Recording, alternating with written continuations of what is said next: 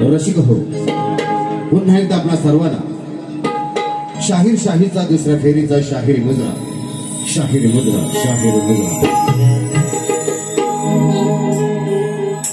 आमचे प्रतिस्पर्धी करेवाले शाहीर सन्मान्य एकनाथ जेडीके आणि त्यांचे जोडीदार सुनील शिकवण यांनी आपली पहिली फेरी या ठिकाणी केलेली आहे. या पहिल्या फेरीमध्ये त्याने मला चिमटा काढीन बुवाना थोडंसं आपण तापूया बारी तापूया वगैरे वगैरे असं म्हणत त्यांनी बारी पुढे घेऊन गेले. पण बुवा काय झाले गडबड, माझ्या एकूचा आवाज बसलाय, मी समजू शकतो तो आजारी आहे, म्हणजे सततचा कार्यक्रम करून वगैरे पडला असं काय नाही, तो आजारी आहे ते मला माहिती आहे, तो आपला बारका भाव आहे. पण त्याचा आवाज बसलाय म्हणून तुम्ही किती बेबीच्या त्याच्यापासून ओरडताय. वारीला किती गावं आणि किती बोलावं याचं एक प्रमाण आहे. आपण अवांतर अनावश्यक अशी बडबड करत करत करत पुढे वारी घेऊन गेला. तुम्हाला असं वाटतं की आता नाही एकनाथचा माझा आवाज बसला, माझ्या एकूच आवाज बसला तर मी आता वारी घेऊन जाईन. मी समजू शकतो, कारण तुम्हाला नोकरीच तेवढी आहे, तुम्हाला जबाबदारीच तेवढी आहे, तुम्हाला भूमिकाच तेवढी आहे, तुम्हाला फक्त बोलायचं आहे. कारण गायचं आपल्याला काही झेपत नाही, आपल्याला लिवायचं काही झेपत नाही. आपल्याला काय करायचं आहे, बोलायचं आणि आपलंच खोलायचं. हे असं तुमचं आहे. काय समजलो शिकवून बुवा? शाहीद बुवा असं नाही, शाहीद बुवा तसं ऐसा नाही करणे का, खोटा नाही बोलणे का. आपण फक्त बारी सोजवळ करायची आणि ते म्हणतात आज जरा सोजवळ केले, उद्या बघू, उद्या पण सोजवळच. आपल्या व्याकरणात सोजवळ हा शब्द लिहिलेला आहे. आज, उद्या, परवा आणि काल आपण सोजवळच बारी करतो, कारण सोजवळच बाऱ्या या कलगीतुरामध्ये झाल्या पाहिजेत असा माझा आग्रह आहे. कारण मी संघटनेत असतो, मी कलगीतुरा संघटनेमध्ये आहे. आम्ही नियमावली बनवतो, त्या नियमावलीचं पालन व्हावं यासाठी आम्ही आग्रही असतो. त्यामुळं मी जर व्यवस्थित बारी केली नाही, मी जर सोजवळ केली नाही, तर बाकीच्यांना सांगण्याचा मला अधिकार अजिबात नाही आहे. आणि म्हणून बुवा आज सोजवळ केली नाही, उद्या जरा बघू, नॉट नाही, ऐसा काही जमणे का नाही. मग अशी मला त्या गावच्या पोलीस पाटलांचा फोन आला होता, उद्या त्यांची बारी आहे त्यांचा. बुवा असं झालं पाहिजे, तसं झालं पाहिजे. बोला आत्ताच काय ते सांगा, 1 लाख रुपये दिलं तरी मी बारी करीन तशी करणार, ती पण चांगली, तुमच्या माणसानं उठून देणार नाही. पण चावटपणा जमायचा नाही, आपला तो गुणधर्म नाही. आणि म्हणून जोपर्यंत शाहीद खेराडकरच्या श्वासात श्वास आहे तोपर्यंत या कलगीतुऱ्याचं पावित्र राखणार म्हणजे राखणारच. आणि हे माझं कर्तव्य असं मी समजतो. मी सांगितलं ना, एकदा मला हृदयविकाराचा झटका येऊन गेला, तो पण बारीतच, तुम्हाला माहिती असेल काही लोकांना. आणि पुन्हा मला डॉक्टरांनी सांगितलं की आता तुम्ही हे कार्यक्रम वगैरे करण्याच्या भानगडीत पडू नका. पण तुमच्या सर्वांच्या आशीर्वादानं, माझ्या मातेच्या आशीर्वादानं मी पुन्हा एकदा रंगणात उभा राहिलोय. आणि मला खात्री आहे की तुमच्या आशीर्वादानं मी जोपर्यंत श्वासात श्वास आहे तोपर्यंत कार्यक्रम करत राहणार. आणि लोकांना आपण सांगणार की कलगीतुरा म्हणजे काय आणि या कलगीतुरीची परंपरा काय. आणि म्हणून बुवा तुम्ही थोडंसं समजून घ्या, माझ्या भावनांचा तुम्ही आदर केला तर खरं तुम्हाला पण सोपं जाईल. कारण जशा पद्धतीने आम्ही जाऊ तशा पद्धतीने तुम्ही जाऊन बारी करायची आहे. आता आम्ही हळूहळू आपल्याकडे येणार आहे. कारण एकूचा आवाज माझ्या बसला, मी मान्य करतोय. एकू अजून जरा वाफ घे, मी तुला गेले 2 दिवस फोन करतोय एकूला, वाफ घे, वाफ घे, वाफ घे. आवाज सुटला नाही, तरी पण त्याने बारी पूर्ण केली, हे सुद्धा फार मोठी गोष्ट आहे. एकदा टाळ्या वाजवा माझ्या एकूसाठी. कारण काय आवाज बसला असताना गाणं ही किती जिकिरीचं असतं याची आपल्याला कल्पना आहे. त्यामुळे एखाद्या कलाकारानं जर आपलं योगदान 100% देत असेल तर त्याला आपण तसं त्याच्या पाठीवरती कौतुकाची थाप मारणं, त्याचं कौतुक करणं हे आपलं कर्तव्य आहे. आणि ते कर्तव्य नेहमीच करतो. प्रतिस्पर्धी शाहिराला ओरबडलंच पाहिजे, त्याला बोललंच पाहिजे असा काय आग्रह नाही. तरी सुद्धा आपण बारी कशी करतो बुवा बघा. आता आपण एका कडेला जाऊया. बुवा तुम्हाला मी गवळणीतून एक सवाल टाकला होता. काय सवाल टाकला होता? 16 सहस्त्र नारी मध्ये राधा अव्वल का ठरली. 16 सहस्त्र नारी मध्ये राधा अव्वल का ठरली.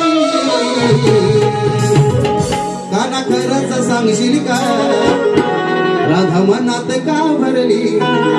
असा एक सवाल बुवाला मी विचारला आणि बुवानी त्याचं उत्तर द्यायचं टाकून बुवानी आपलीच गवळण या ठिकाणी रेटून गेले. ती गवळण जशी लिहून घेतले बघ. त्यांनी त्याच्यावरती उत्तर देताना असं म्हटले, साऱ्या बघून साक्षीला राधा माझ्यासाठी रडली. साऱ्या बघून साक्षीला राधा माझ्यासाठी रडली. साक्ष अशी कशी घडली, साक्ष अशी कशी घडली, प्रीत माझ्यावर का जडली. आता मी त्याला विचारलाय प्रश्न, तो मला परत प्रश्न विचारतोय.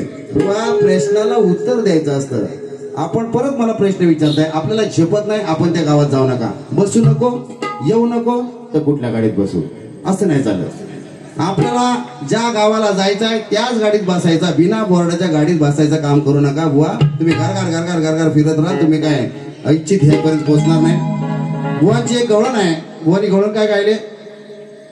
अगं तू माझी राधा मी तुझा काना, असा दुरावा घेऊ नको ना.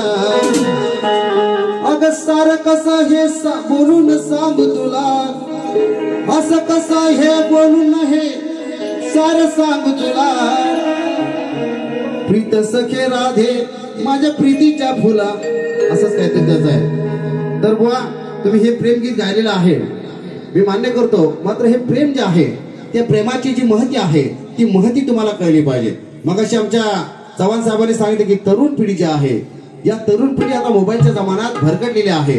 त्यामुळे या तरुण पिढीला खरं तर दिशादर्शक हे राधाकृष्णाचं प्रेम आहे. अतिशय निर्मळ पारदर्शक आणि स्वच्छ प्रेम आहे.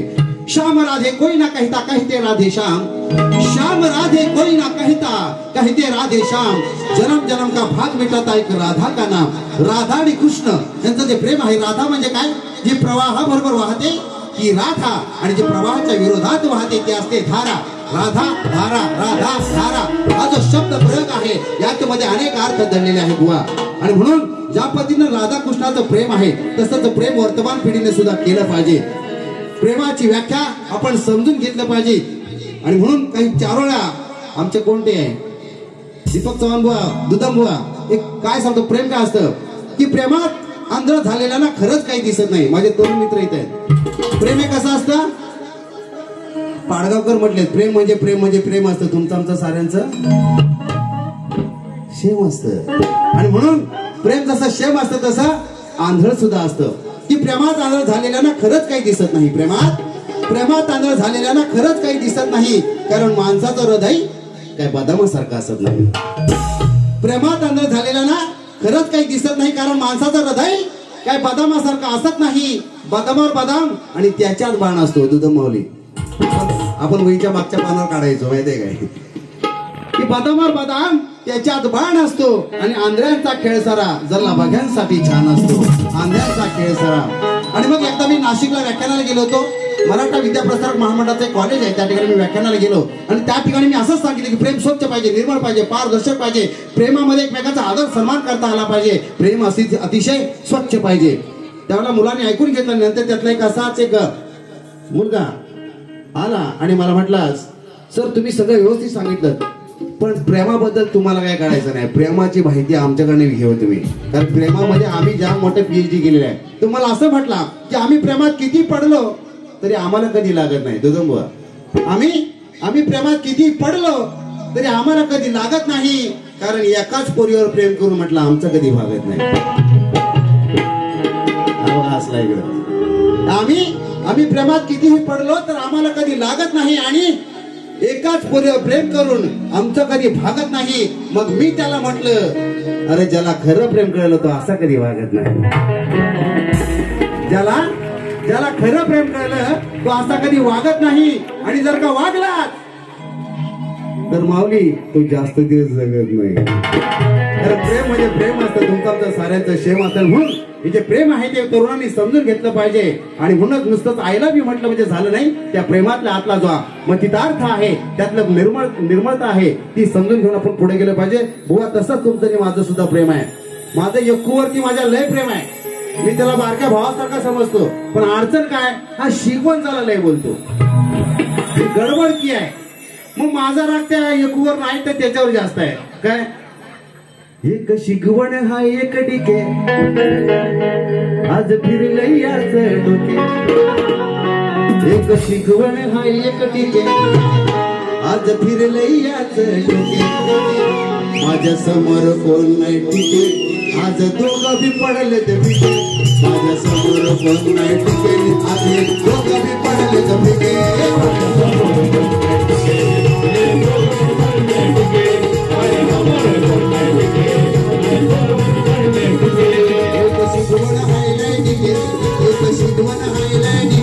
आज फिरलंय याच डोके. माझ्या समोर कोण नाही टिके, आज दोघं बी पडले ते पिके. माझ्या समोर कोण नाही टिके, आज दोघं बी पडले ते पिके.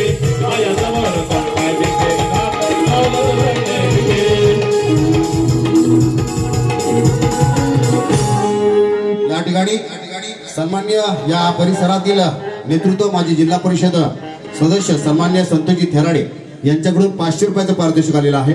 त्याचबरोबर त्यांना सांगतो, अरे जे तुमच्या चोपडीत नाही ते शाहीद खेरडकरच्या खोपडीत आहे. काय कारण आपण लिहिलेली गाणी आपल्याला न बघता गाता आली पाहिजेत.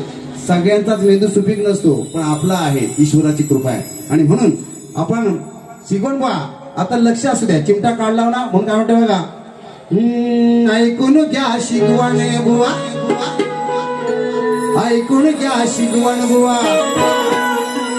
ठेवणार नाही भिडभाड आज वरले गोंगारले पुरवले लैलाड ऐकून घ्या शिकवण बुवा ठेवणार नाही भिडभाड आज वरले गोंगारले पुरवले लैलाड येऊ नको असा इथं तोऱ्यामध्ये येऊ नको इथं असा तोऱ्यामध्ये अरे काढीन तुझी इज्जत इथं साऱ्यामध्ये बुवा काढीन तुझी इज्जत इथं साऱ्यामध्ये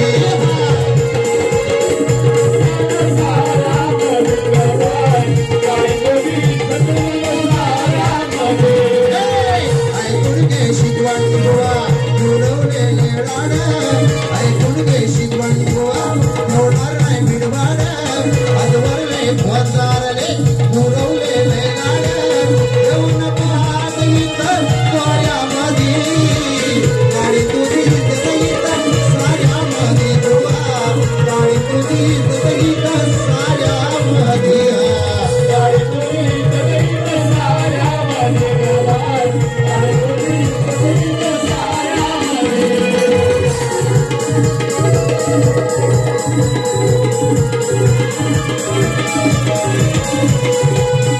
या ठिकाणी हौशी कलाकार हे जे माझ्या समोर उभे आहेत ही आमची शान आहे हे आमच्या कोकणच्या परंपरेचे वाहक आहेत जी लोककला आजपर्यंत प्रवाहित झालेली आहे ती प्रवाहित कोणामुळे झाली इथल्या लोककलावंताच्या खांद्यावरती प्रवाहित झालेली आहे म्हणजे आपण कोण आहोत या लोककलेचे वाहक आहोत आणि म्हणून जितकी लोककला आपल्यासाठी महत्वाची आहे तितकेच आपले लोककलावंत सुद्धा अधिक महत्वाचे आहे आपला संघर्ष आहे आपल्या लोककलेला राजाश्री मिळावे यासाठी आणि तुम्हाला कल्पना आहे की शाहीद खेरडकर नमन लोककला संस्थेचा महासचिव आहे आणि आपण शासन दरबारी पाठपुरा करून आपल्या लोककलेचा महोत्सव आपण भरून घेतला माहिती आहे ना आपण 2 महोत्सव शासनाच्या वतीने 35 लाख रुपये आपल्या शासनानं निधी दिला आणि यावर्षी आपण चिपळूणला महोत्सव केला त्याचं सगळं नेतृत्व मी केलं आपण नव्हतं आलात बघायला परंतु आपल्या लोककलावंतांना न्याय मिळाला पाहिजे आणि म्हणून आपण सर्वांनी जागृत राहून आपापल्या मागण्यांसाठी आपण शासनाकडे पाठपुरावा करूया आणि मला खात्री आहे की तुम्ही उद्या आपल्याशी जोडले जाल आणि भविष्यातला जो नमन महोत्सव होईल त्या नमन महोत्सवामध्ये शासनाच्या वतीनं सादर होणारा नमन महोत्सव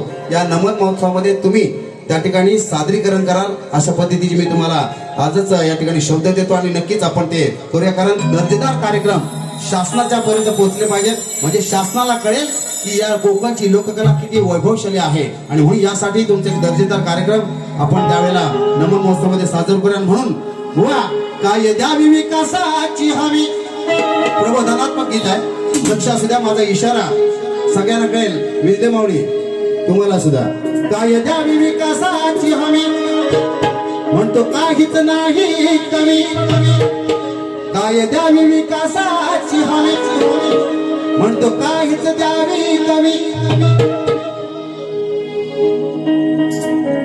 म्हणतो काहीच नाही कमी बुवा खुशाल खेळतोय रवी व बुवा खुशाल खेळतोय रवी बुवा खुशाल खेळतोय रवी व बुवा खुशाल खेळतोय रवी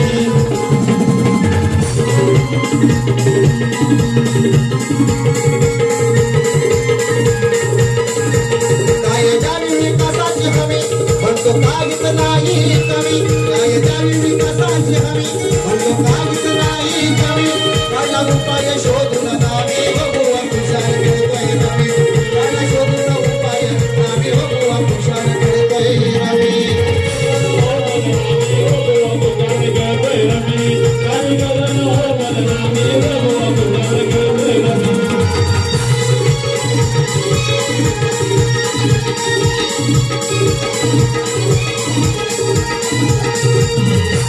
या ठिकाणी रमी हा जो खेळ आहे प्रत्येकाच्या मोबाईलवरती आहे आणि हा खेळ तरुण तर खेळतायत पण आमचे राज्यकर्ते सुद्धा स्वतःला आवरू शकत नाही जो बळीराजा आहे बळीराजा म्हणजे काय इडापिडा टळू दे बळीचं राज्य येऊ दे असं आपण म्हणतो पण प्रत्यक्षात या वर्तमान समाज व्यवस्थेमध्ये वर्तमान शासन व्यवस्थेमध्ये बळीराजा म्हणजे कोण ज्याचा सहज बळी घेता येतो आणि ज्याला राजा म्हणून शांत करता येतो तो आमचा बळीराजा आहे बळीराजाचे 9 खंड होते. ते 9 खंड अतिशय समृद्धीला नांदत होते. बळीराजाच्या राज्यात कधीच कुठल्या धान्याचा तुटवडा पडला नाही. धान्याचे गोठारे भरलेले असायचे. मात्र वर्तमान काळात आपल्या बळीराजाची अवस्था काय आहे? शेतकरी जो आपला आहे, विदर्भातला मराठवाड्यातला शेतकरी आत्महत्या करतो पण आपलं लक्ष त्या ठिकाणी वेधलं जातं. परंतु या कोकणातला शेतकरी आत्महत्या करत नाही याचा अर्थ असा नाही की त्या शेतकऱ्याला संघर्ष नाही, याच्या वाट्याला गरिबी नाही, याच्या वाट्याकडे प्रश्न नाहीये. आणि म्हणून या शेतकऱ्याला, बळीराजाला खऱ्या अर्थानं आपण समृद्धीकडे नेलं पाहिजे. की 7 बाराला म्हणाला, पासबुकाला म्हणाला 7 बाराचा उतारा, पासबुकाला म्हणाला 7 बाराचा उतारा. अरे आश्वासन ऐकून झालोय मी म्हातारा. पासबुकाला म्हणाला 7 बाराचा उतारा. अरे आश्वासन ऐकून झालोय मी म्हातारा. सारखंच आहे नशीब गड्या तुझं आणि माझं, सारखंच आहे नशीब गड्या तुझं आणि माझं. आणि आश्वासन ऐकून आणि कर्जाचं ओझं आयुष्यभर झेलतोय आपण, कर्जाचं ओझं. आणि मुळात हे कर्जाचं ओझं इथला बळीराजा झेलतोय. इथल्या बळीराजाला समृद्धी पाहिजे, इथल्या बळीराजाला शासन दरबारी न्याय पाहिजे. इथला बळीराजा हा न्यायाच्या प्रतीक्षेत आहे. इथला शेतकरी हा खरं तर आपल्या घामात येऊन आपल्या कुटुंब चालवतोय. त्या शेतकऱ्यासाठी आपण खरं तर पुढे गेलं पाहिजे आणि आपण शेतकऱ्यांनी जागृत होऊन आपल्या न्याय हक्कासाठी पुढे आलं पाहिजे. आणि म्हणून अशा पद्धतीने अनेक गोष्टी आहेत की असं नाही की माझा कोणाशी संवाद नाही, असं नाही की माझा कुणाशी संवाद नाही. भल्या माणसाची माझा कधीच वाद नाही. असं नाही की माझा कुणाशी संवाद नाही, त्या भल्या माणसाशी माझा कधीच वाद नाही. मला कलेशिवाय ज्ञानाशिवाय दुसरा कुठलाच नाद नाही. अमोल मला कलेशिवाय ज्ञानाशिवाय दुसरा कसलाच नाद नाही. हा शिकवण बाद आहे पण मी तेवढा बाद नाही. आणि म्हणून आपण खरं तर बघा, तुझ्या मुखात हाय राम राम, तुझ्या मुखात हाय राम राम, गड्या तुझं उलट सारं काम. तुझ्या मुखात हाय राम राम, गड्या तुझं सारच उलट काम. अरे नीतिमत्तान चारित्र्याची, नीतिमत्तान चारित्र्याची गाणी तुझी रजा. तुझ्या मुखात हाय राम राम, तुझं सारच उलट काम. तुझ्या मुखात हाय राम राम, सारच उलट काम. अरे नीतिमत्तान चारित्र्याची, अरे नीतिमत्तान चारित्र्याची गाणी तुझी रजा.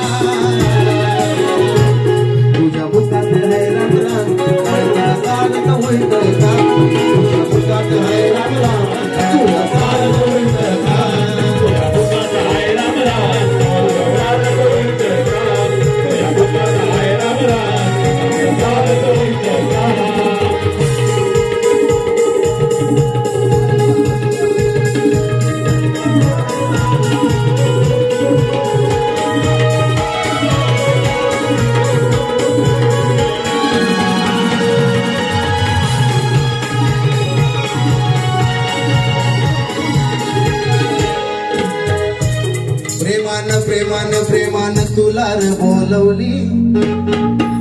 अरे प्रेमान तुला बोलवली.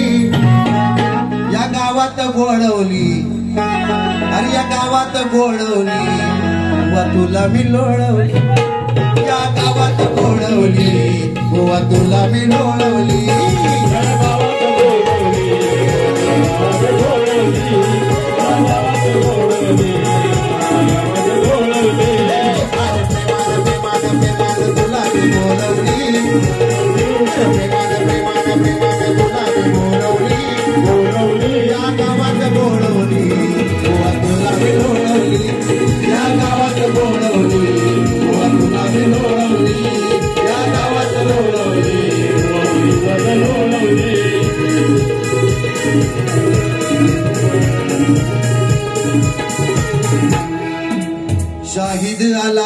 शक्तीवाला, अहो शाहिद आला हा शक्तीवाला, ना आजवर कोणाच्या बापाला भ्याला.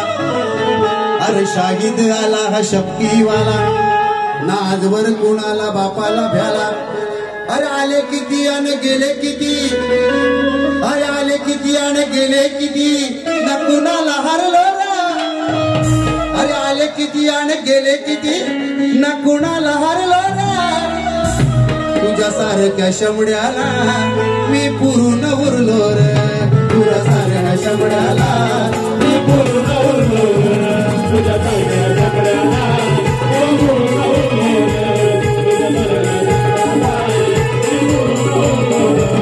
अरे शाहिद आला हा शक्तीवाला, ना आजवर कोणाच्या बापाला भ्याला. अरे शाहिद आला हा शक्तीवाला, आजवर कोणाच्या बापाला भ्याला. आले किती आणि गेले किती, ना पुरून उरलो ना, ना कधीच हरलो ना. तुझ्या सारख्या शब्दाला मी पुरून उरलो रे, तुझ्या सारख्या शब्दाला मी पुरून उरलो रे,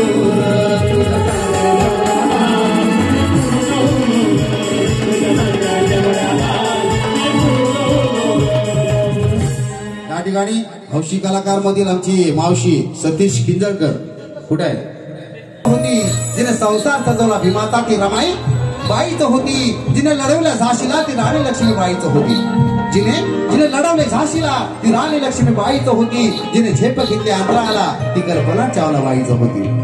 जिने झेप घेतली अंतराला ती कल्पना चावला बाईच होती. अरे जिने भूषवलं राष्ट्रपती पदाला, जिने भूषवलं राष्ट्रपती पदाला ती प्रतिभाताई बाईच होती. आणि जिने तुम्हाला आम्हाला वाढवले कुरवाडले दूध पाजले ती तुमची आमची आई बाईच होती. म्हणून बाईचा या स्त्रीचा सन्मान आपण केला पाहिजे. भारतीय संविधानामध्ये जी समता आहे, स्वातंत्र्य, समता, न्याय आणि बंधुता, यामध्ये जी समता आहे ती समता जात धर्म पंथ वर्ण यामध्ये आहेत. मात्र यामध्ये स्त्री आणि पुरुष ही समता ही समानता सुद्धा आपल्याला करायची. म्हणून काय म्हणतो बाबासाहेबांनी लेखणी मधून साधलं संधान. अहो बाबासाहेबांनी लेखणी मधून साधलं संधान. लोकशाहीचं अंतिम विधान आपलं संविधान. अरे लोकशाहीचं अंतिम विधान आपलं संविधान.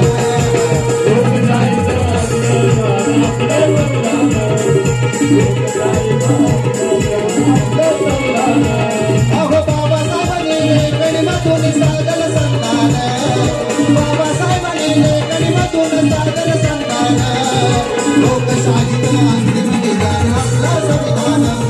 अहो लोकशाहीचं अंतिम विधान आपलं संविधान.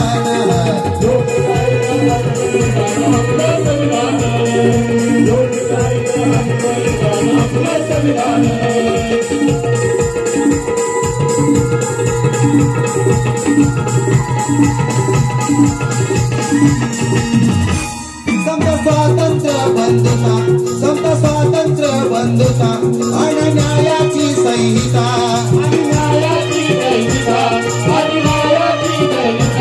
समता स्वातंत्र्य बंधुता आणि न्यायाची संहिता.